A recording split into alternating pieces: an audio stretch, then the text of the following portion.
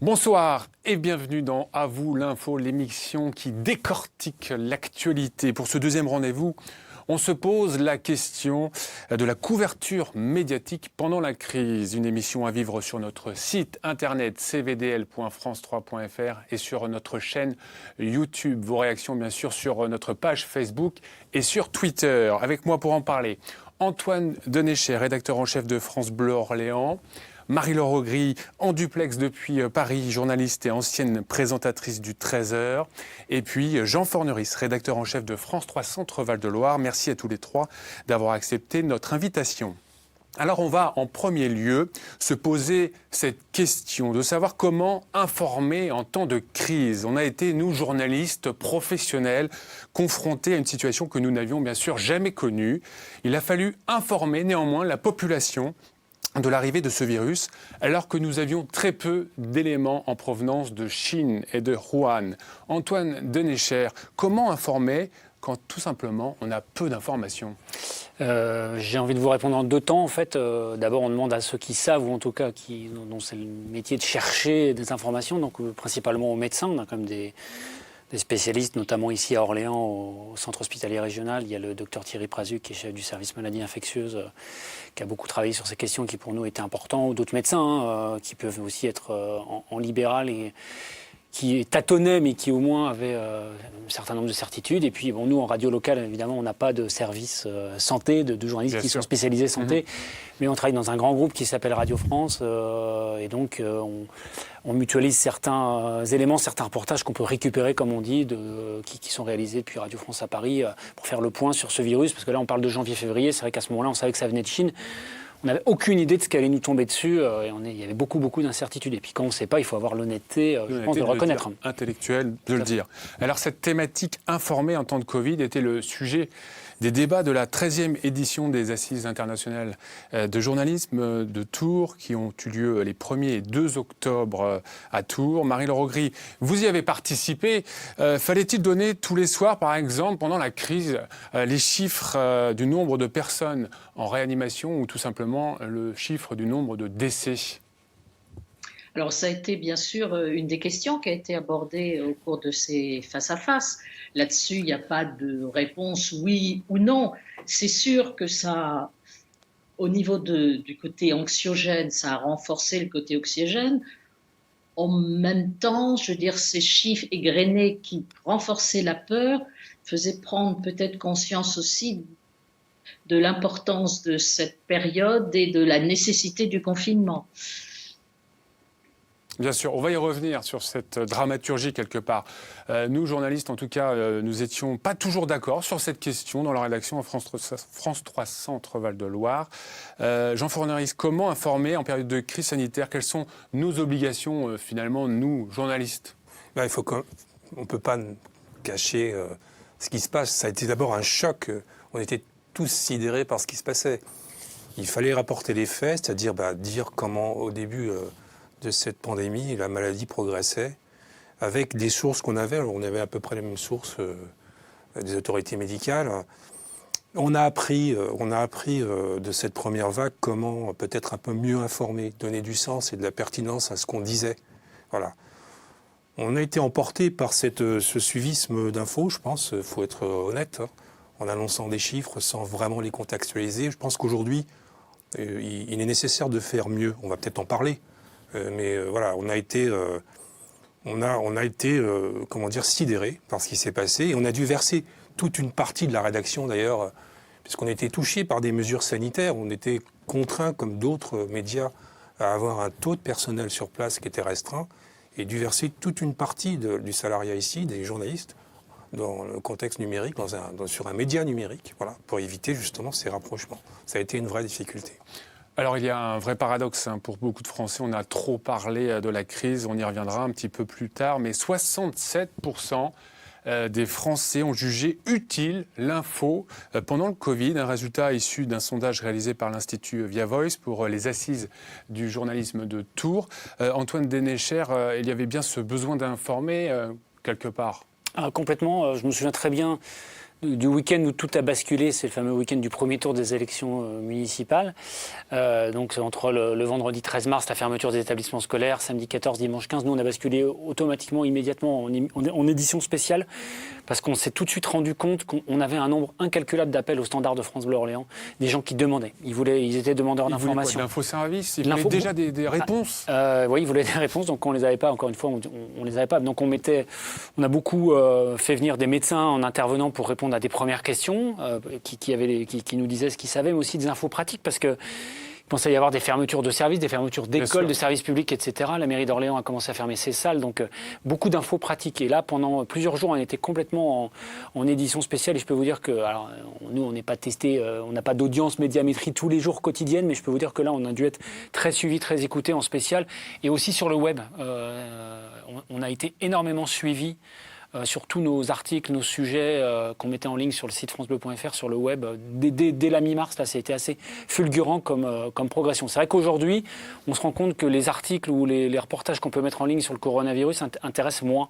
Je pense qu'il y a peut-être une lassitude, peut-être une méfiance aussi, sans doute. Ça intéresse moins. Mais là, sur cette période entre mars et mai, ça a été assez fulgurant et on sentait un attachement de nos auditeurs, nos internautes à aller chercher l'info. Je pense que c'était pareil à France 3, j'imagine. Je ne sais pas si ça intéresse moins, parce que vous l'avez dit, 67% quand même des gens qui trouvent que c'est utile. Mais je pense que les gens ont besoin de savoir, avoir du contexte, avoir un peu plus de pertinence. Je pense qu'on ne peut pas égrener des chiffres, comme le disait Marie-Laure, comme ça, comme des chiffres de la météo. On ne peut pas donner des températures tous les jours comme on donne le nombre de morts. Il faut que ça soit pertinent. Il faut qu'on donne des éléments de contexte, du reportage, de l'explication. Je pense que ça, c'est utile. Marie-Laure ? Oui, alors je pense qu'il y a deux choses. Le sondage montre à la fois une sévérité et une exigence à notre égard. Alors l'exigence, en effet, ça a été de remettre un peu le citoyen au cœur de l'information, puisqu'il avait des grandes attentes de réponses très, très pratiques, hein. Et en même temps, une exigence d'essayer de démêler le vrai du faux. Parce qu'on était dans une période d'incertitude totale, et puis qui continue encore. Et on sait que l'incertitude, ça favorise les fausses informations, les thèses complotistes. Sur les réseaux sociaux, 40% des informations fausses concernaient la santé pendant cette période. Et donc, ce qui ressort aussi de ce sondage, c'est que, voilà, eh bien, aidez-nous à faire le tri, le vrai, le faux. Enfin voilà, tenez-nous la main pour essayer de ce qui se passe. C'est de notre responsabilité. Quelques réactions sur notre compte Twitter de France 3 Centre Val de Loire pour Myriam Donnet. Vous n'en parlez pas trop, vous en parlez mal. Pour David Vidou-Cholet, les médias créent la peur en sachant que nous vivons dans un monde où l'humanité n'est plus d'actualité. Marie-Laure Augry, il est important d'expliquer que pour la première fois, nous étions, nous journalistes, à la fois observateurs mais aussi acteurs de cette crise. Et c'était une grande première pour nous dans ce monde contemporain. Hein. Oui, observateurs et en même temps concernés. Tout à l'heure, Jean Fourniris l'a dit, ça a complètement bousculé même le mode de fonctionnement et de fabrication de l'information. Et puis on s'est retrouvé tout à coup face à quelque chose tellement incroyable, donc démunis souvent en interne dans les rédactions de gens qui avaient assez de compétences au niveau scientifique pour déterminer le vrai du faux, et en même temps faisaient appel à des experts, mais des experts qui eux aussi ne connaissaient pas le processus justement de cette pandémie. Donc on était dans un monde d'incertitude qui était très compliqué, et les experts c'était très important. Et en même temps, je pense qu'il était important d'expliquer que l'expert ne sait pas tout, que la recherche c'est l'évolution. Et en fait, on a vécu la science en direct qui s'est confrontée à l'immédiateté de l'information, ce qui a créé, je pense, de la confusion beaucoup chez les gens. On a appris ce langage médical qui est franchement compliqué et qui encore reste compliqué quand vous voyez par exemple qu'il y a un taux d'incidence, un taux de fréquence, un facteur de problème. C'est vraiment compliqué. Comment donner des chiffres aujourd'hui qui reflètent une situation réelle ?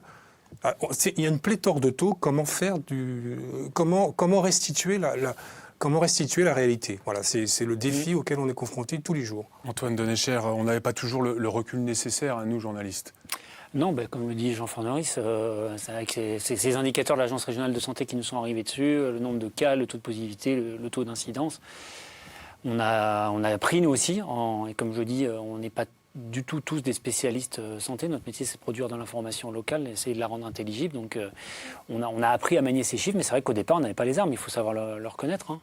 Sur cette thématique de comment informer, je voudrais finir avec ces chiffres. 77% des Français font confiance dans les médias traditionnels, contre 69%, vous le voyez, en février 2020. Ce chiffre a progressé donc de 8% entre l'avant-crise, début 2020 et septembre-automne. Cela prouve tout de même que les médias traditionnels ont gagné en crédibilité, quelque part, Jean Forneris. Oui, peut-être parce que soyons modestes, on a essayé de restituer les faits en donnant du contexte, en ajoutant peut-être du reportage, en invitant des personnes qui sont compétentes et référentes. Voilà. On n'a pas eu toujours cette attitude. Il faut se le dire. Hein. Mais je pense qu'à la lumière de cette première vague, on a appris beaucoup et on a pris du recul. On a appris ce recul. Ouais, Et puis ça fait évoluer un petit peu la profession. On va y revenir. 91% des Français jugent le journalisme utile pour notre société. Donc il y a pour nous quelque part de l'espoir. Pendant la crise, même si parfois c'était exagéré, il fallait bien informer la population. Et ce, malgré les contraintes énormes que nous avons subies. Je voudrais qu'on y revienne quelques instants. Jean Forneris, nous, on a dû revoir totalement notre façon de fonctionner. Ah oui, parce que, comme je le disais tout à l'heure, le choc s'est produit, comme le disait Antoine, au soir des élections. On s'est même demandé à un moment si on allait pouvoir organiser ces élections, parce que les préfectures fermaient les unes après les autres, et donc on n'avait plus de résultats. Et on a dû, au lendemain, basculer quasiment la majorité de la population, enfin de la population journalistique dans le numérique. Ouais. Et donc, on a eu un journalisme de contact téléphonique, qui pouvait parfois, qui devait nous interroger, parce que c'est vrai qu'avoir quelqu'un comme ça au téléphone peut nous raconter n'importe quoi. On s'est posé la question des sources, de vérifier plusieurs fois les témoignages qu'on avait. Donc on a dû apprendre de cette nouvelle façon de travailler. C'était une grande problématique pour nous. De se créer des réflexes nouveaux, c'est sûr. Vérifier, c'est aussi constater sur place. Être physiquement sur place, ce n'était pas possible pour la majorité d'entre nous. C'était pas possible. Habituellement, nous sommes combien? Une douzaine d'équipes de journalistes par jour dans la région. À peu près, ouais. Et là, pendant la crise du Covid, il y en avait 7 ou 6 ou 7, pas plus. Un peu moins, non? Enfin, ça dépendait des jours, mais 5 ou 6, oui, si vous voulez, oui. Je compte les présentateurs, si vous préférez. Oui. Voilà. D'accord, bon, alors. Avec beaucoup de journalistes en télétravail pour l'OM et moins d'équipes pour le linéaire, il faut le dire, c'est-à-dire la télévision. Pour vous, Antoine Dénécher, à la radio, ça a fonctionné comment? Vous êtes combien à France Bleu Orléans déjà? À France Bleu Orléans, alors une radio locale, c'est 28 salariés, mais moi, en journaliste dans la rédaction dont je m'occupe, il y a 7 journalistes plus moi-même. On a tous basculé au 18 mars également en télétravail, parce que nous, on appelle ça la syndication régionale, c'est-à-dire qu'on a la direction du réseau et la direction de Radio France a décidé de mettre tout le monde à la maison. C'est pour clairement protéger les salariés. Donc, ce qui fait qu'on a tous travaillé depuis chez nous avec une adaptation assez rapide, j'ai trouvé, avec des nouveaux outils, apprendre à faire du journalisme depuis la maison, avec plein de questions et de problématiques, parce que journaliste de téléphone, terrain interdit, très frustrant pour des reporters. Et les seuls qui pouvaient aller en studio à la radio de temps en temps, c'était les présentateurs, mais dans le cadre d'une syndication régionale, c'est-à-dire que pour limiter les risques, on a fait des émissions communes tous les jours pendant 2 mois avec nos collègues de France Bleu Berry à Châteauroux et France Bleu Touraine à Tours, avec une information qui était régionale et non plus une information locale départementale. Y a-t-il des journalistes qui étaient mécontents, qui voulaient aller sur le terrain? Nous, chez nous, c'était le cas. Pareil. Tout à fait. Je suis journaliste, maintenant je suis rédacteur en chef, mais j'étais longtemps reporter de terrain, je sais ce que c'est, je comprenais tout à fait cette frustration. Après, c'est une décision d'entreprise, encore une fois, pour des motifs sanitaires, mais évidemment, il y avait une énorme frustration de la part des journalistes, parce que c'est là qu'on se rend compte, et encore plus en local, on aime ça, l'info locale, le besoin de contact, le besoin d'aller sur le terrain, vérifier, sentir avoir les sources, sentir, ça n'a rien à voir avec du téléphone, on est d'accord. Il y avait une énorme frustration, tout à fait. Marie-Laure Augry, quel regard portez-vous sur le télétravail? Mais je parle de l'aspect journalistique. Comment vous avez vu cette façon de faire, cette nouvelle façon de faire pendant la crise? Est-ce que c'était plutôt positif malgré tout. Alors, on y a consacré d'ailleurs tout un débat aux assises du journalisme. Il y a quand même une grosse frustration qui ressort parce que ce métier, c'est un métier, on le fait parce que voilà, c'est un métier de contact, on est ensemble, on réfléchit ensemble et tout. Et que donc, en effet, l'esprit rédaction, il se trouve un peu complètement atténué.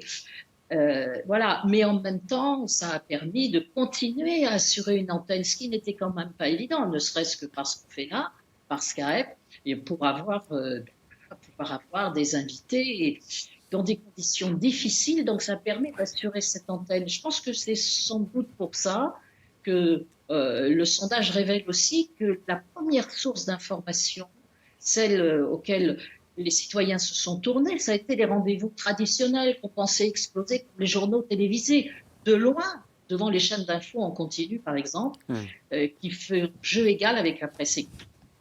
Antoine Dénéchler. Oui, ce que je voulais ajouter, c'est que voilà, il y a eu cette frustration de devoir travailler depuis la maison, puis aussi de devoir faire des émissions régionales et plus des émissions locales. Mais en revanche, ça nous a sans doute permis de ne pas avoir de malades, ou quasiment pas. On n'a pas eu de malades dans nos France Bleu ici en Centre-Val de Loire. Et de continuer à assurer, tous les jours on a réussi à produire dans l'information. Alors certes un peu plus dilué au niveau régional, mais tous les jours on était présents, c'est notre mission de service public. Et on a été au rendez-vous. Je pense que si ce n'avait pas été le cas, peut-être, il y a certaines stations en dehors du Centre-Val de Loire qui ont dû fermer à France Bleu. Ce qui était le cas chez nous, dans certaines locales de France. Qui ont dû fermer, pour des raisons de contamination, oui, effectivement. Mais... 37% des Français ont trouvé cela nécessaire, le rapprochement du public. Alors, c'est un rapprochement un peu particulier, parfois par téléphone, mais ils ont l'impression qu'on a été un peu plus proche du public. Alors, cette question, maintenant, à présent, a-t-on tout simplement trop informé? C'est une question que l'on entend beaucoup ces dernières semaines. Avant d'en parler avec vous, on regarde tout de suite le reportage réalisé aux 13e Assises du journalisme à Tours. Elles ont eu lieu, je vous le disais, vendredi dernier et jeudi dernier sur le site de MAM. Luc Perrault est allé poser la question aux acteurs de la profession. Regardez. Jamais dans l'histoire de la presse, un événement aura occupé autant d'espace.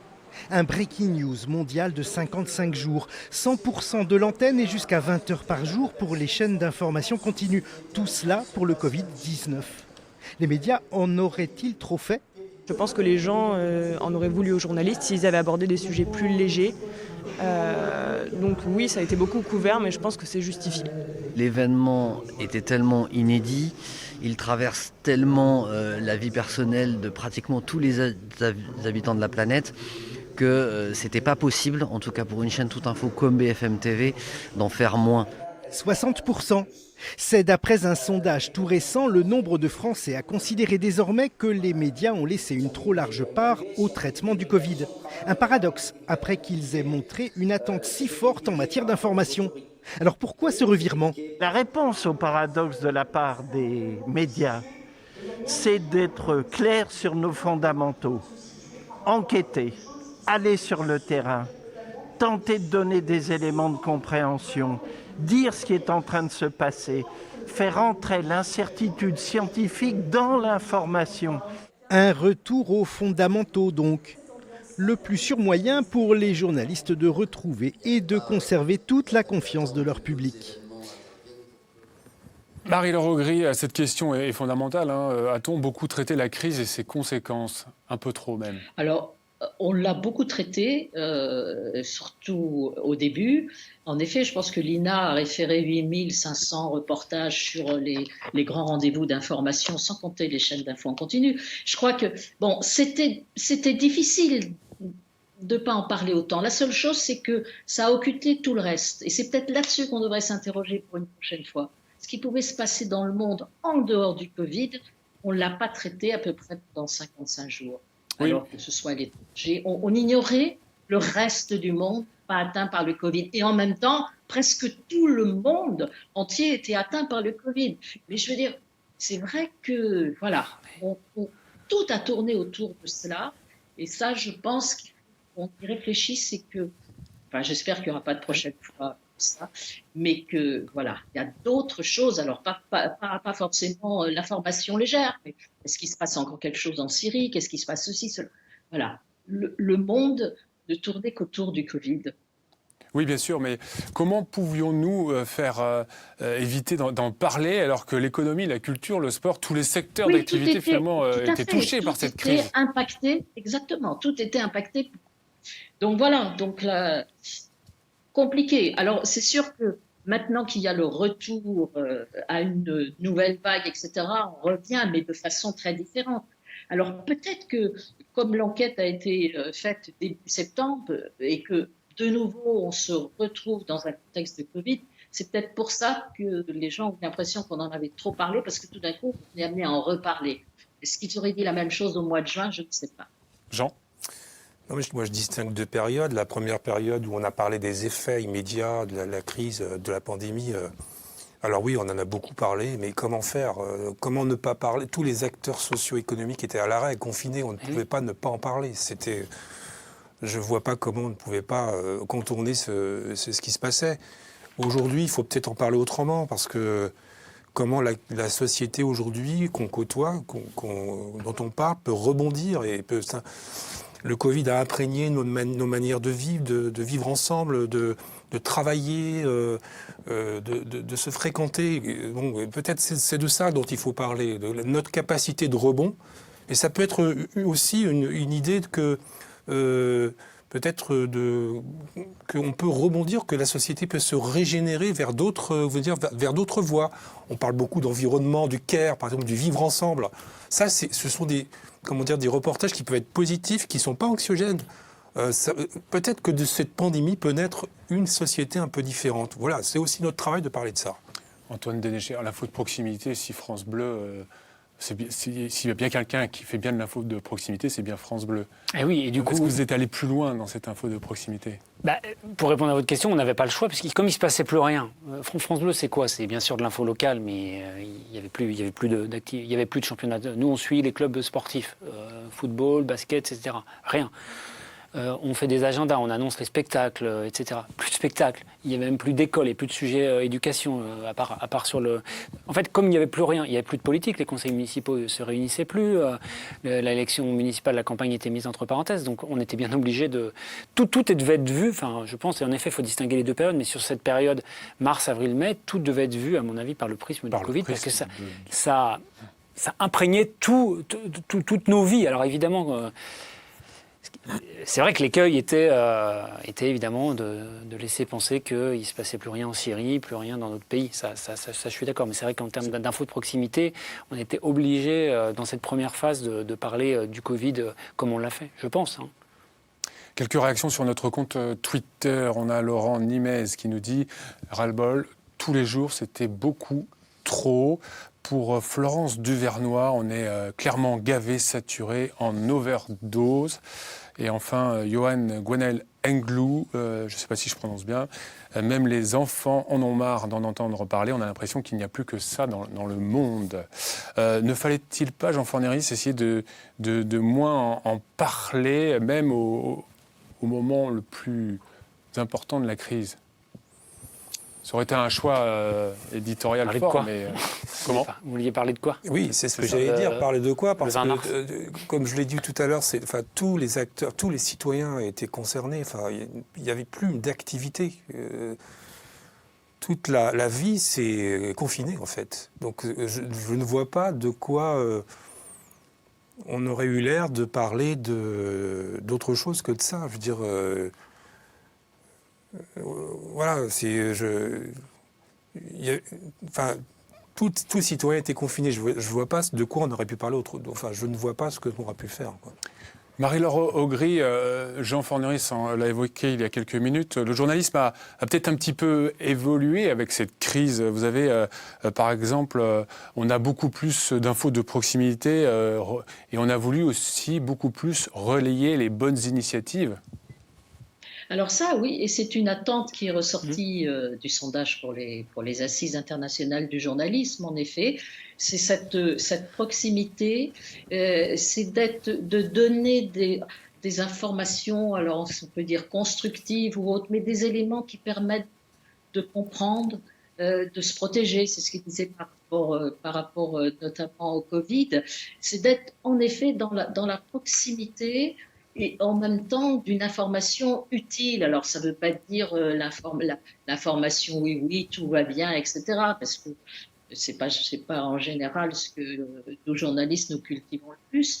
Mais en effet, une information constructive, utile, une parole donnée aux citoyens, je pense que ça, en effet, c'est des choses qui ressortent de cette période qui a généré mais tellement d'angoisse, d'incertitude, que, en effet, voilà, on a été ressenti comme anxiogène, mais contre notre volonté, en quelque sorte. Antoine Dénécher, quelles sont les formes de journalisme qui vont se développer dans les prochains mois? Un journalisme plus collaboratif? Oui, je pense. C'est vrai qu'il faut qu'on réfléchisse à la façon dont on travaille, dont on réfléchit à l'info. On a quand même évolué, même le Covid nous a beaucoup fait évoluer. On a mis en place quand on parle de donner la parole aux citoyens, on a mis en place un rendez-vous pendant le confinement qu'on a conservé, par exemple, sur l'antenne de France Bleu Orléans, chaque matin, de donner la parole aux citoyens, aux auditeurs qui veulent s'exprimer sur des sujets d'actualité. On donne la parole tous les matins à des acteurs de l'économie pour montrer aussi ce qui fonctionne, parce qu'on sait qu'il y a beaucoup d'entreprises qui sont en très très grande difficulté, qui ne s'en sortiront pas ou vont devoir énormément licencier. Il y a aussi des gens qui s'en sortent, qui se réinventent. Donc tous les jours, on a une chronique qui s'appelle La Nouvelle Écho. On parlait de consommation. Tous les matins, on donne la parole à des acteurs des circuits courts, les acteurs de la culture. On essaie, alors je pense qu'à France 3, c'est pareil, on essaie de soutenir les acteurs de la culture tous les matins. Ça s'appelle Côté Culture, comptez sur nous, en disant que nous aussi, on essaie de soutenir le monde de la culture dont on parle peu et qui est en très grande difficulté. Donc on essaie de se réinventer. Après, on n'invente jamais l'eau chaude. Hein. C'est des choses qui ont sans doute déjà existé, mais on essaye de... Je pense qu'il faut en effet qu'on bouge et qu'on soit différent, parce que je pense que nos auditeurs, ils attendent quand même autre chose de nous, en effet. Jean Forneris, nous on se pose en plein dans le débat, on va lancer des ateliers encore pour réfléchir sur la télé de demain, avec le projet de régionalisation. Oui, alors parmi les projets, alors on peut pas, pour l'instant on est en pleine réflexion, mais on a déjà lancé quelques idées qui vont un peu dans le même sens que détaille Antoine, c'est-à-dire je pense qu'il faut aller au plus près des citoyens sur leur territoire, voir comment ils se réorganisent, quelles sont les valeurs qui reviennent. C'est ce qu'on fait d'ailleurs avec nos émissions Circuit court. Circuit court à 11h50. Alors, Antoine parle de Circuit court, on a aussi l'émission Circuit court à 18h53. Et donc là, l'idée, c'est de décliner l'actualité locale, mais la manière dont les acteurs sur place vivent leur réalité d'aujourd'hui. Voilà. Et d'aller voir les forces vives du territoire. Voilà, c'est cela, et donner la parole aux citoyens qui se réinventent, qui prennent des initiatives. Il y a souvent de belles histoires, je trouve. Je voudrais vous faire part des résultats de ce sondage réalisé sur Twitter les jours précédents par France 3 Centre Val-de-Loire. On posait la question suivante. La crise de la Covid-19 n'est pas encore terminée. Et demain, qu'attendez-vous des médias d'information? Alors, il y a 2 priorités pour les internautes sur Twitter. Réaliser des interviews de spécialistes, d'experts pour près de 42%.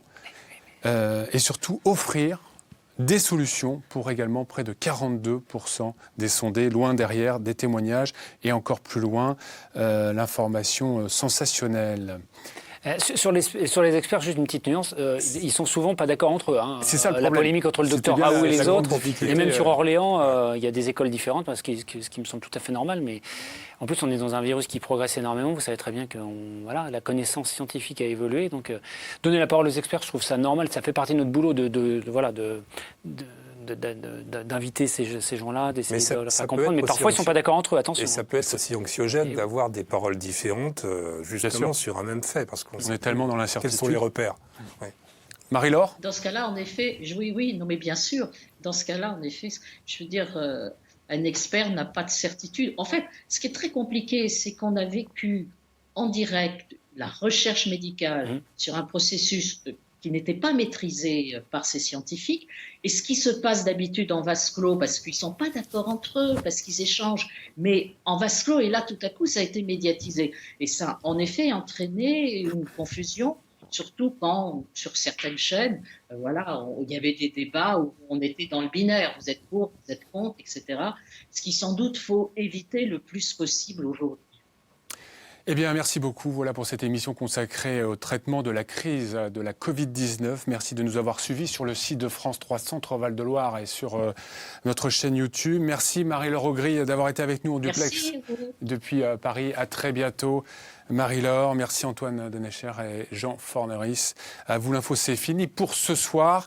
On se retrouve très vite pour décortiquer à nouveau l'actualité. Très bonne soirée.